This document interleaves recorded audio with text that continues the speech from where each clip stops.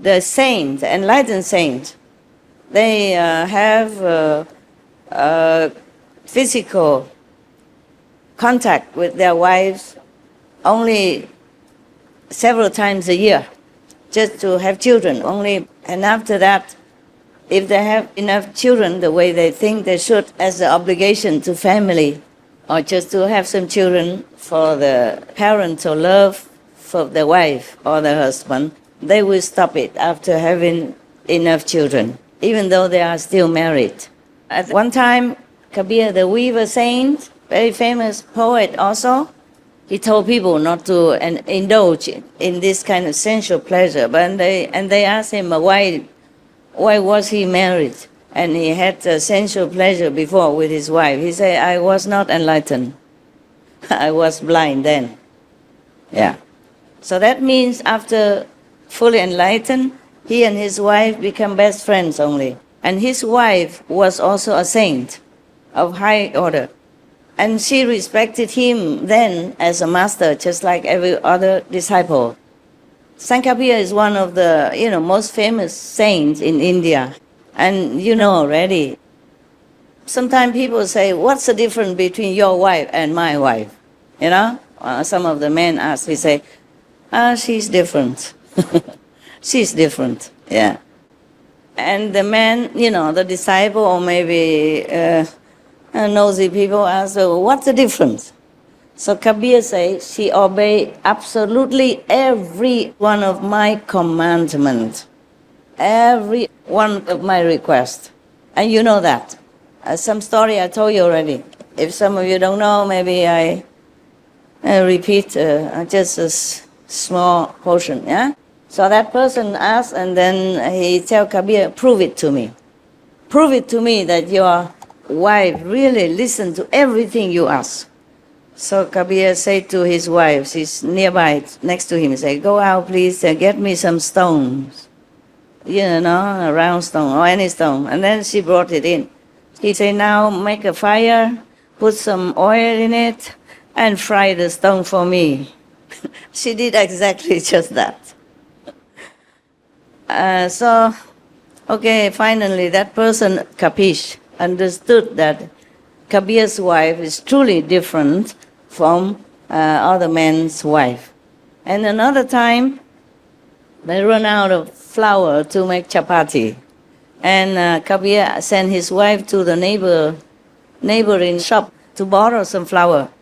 But the man, the owner of the shop, fancied Kabir's wife. Yeah, a long time already. He always tried, but he never succeed. This time, because Kabir was short of flour to make chapati for his guests, he has many truth seekers came to his house. And of course he wants to treat them well. Well, whatever he can. He's just a weaver, He has not earned that much money. Even though he has princess as disciple. And the princess gave him one diamond, and he did not accept it. But then the princess stuck it under his roof somewhere and say, Master, if ever you need it, please sell it so that you can have some decent lifestyle. So some years later, she asked him, how come you still live like a poor weaver? What happened to the diamond I gave you?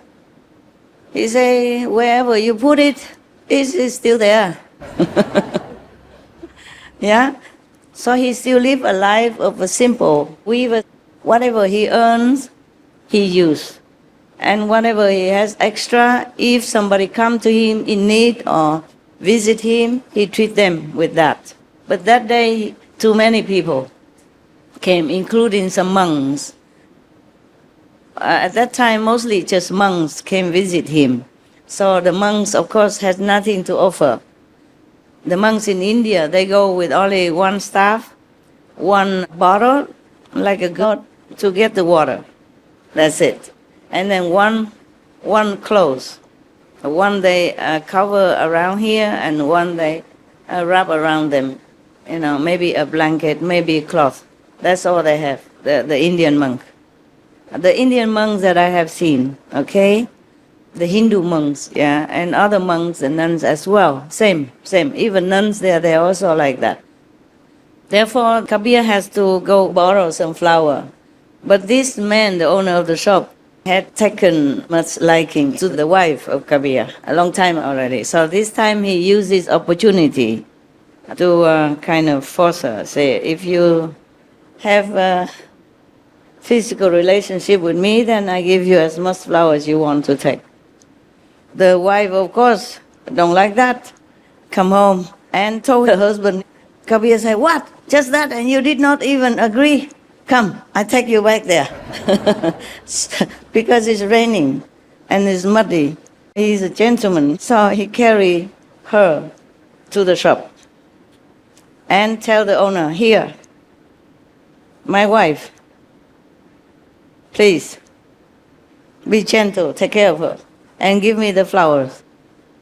Oh, the owner of the shop was so shocked.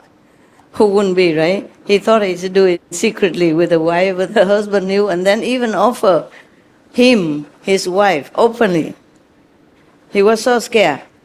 Also, he saw both of them, even though it's raining hard outside, both of them are dry, just like we are now. So he was so scared, and he begged for forgiveness. And he said, please, take as much flour as you need.